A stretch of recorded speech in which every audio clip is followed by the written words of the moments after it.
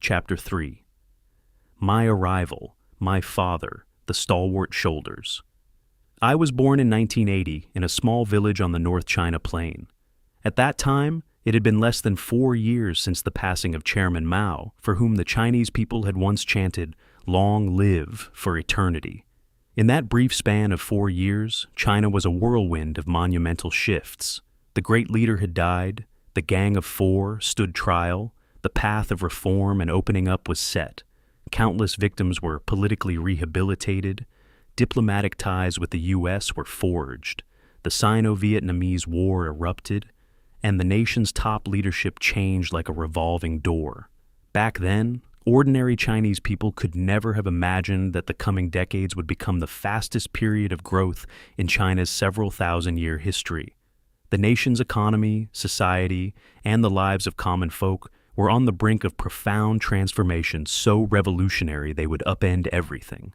Most people were merely ants, unconscious souls swept along by the relentless currents of the social tide. When I was born, my brother was nearly 2 years old, and my father had already served 12 years in a field army unit in northeast China. At that time, my father, who hadn't even finished elementary school, had already been promoted to an officer. He was born in 1950 into a family of peasants, as his ancestors had been before him. He grew up malnourished and destitute, leaving him short and lean. Yet, the lowest soil of his homeland had cultivated in him a spirit of optimism, openness, diligence, and kindness. When it came to farm work, he had an inexhaustible reservoir of strength. Around the age of 18, in or around 1968, he enlisted and headed for the Northeast. In those days, joining the army was the highest honor. It was the most vital escape for a rural youth to change his destiny. My father served for a total of 18 years, retiring at 36 as a company commander. Only he truly knew what those military years had cost him. I was born standing on his shoulders.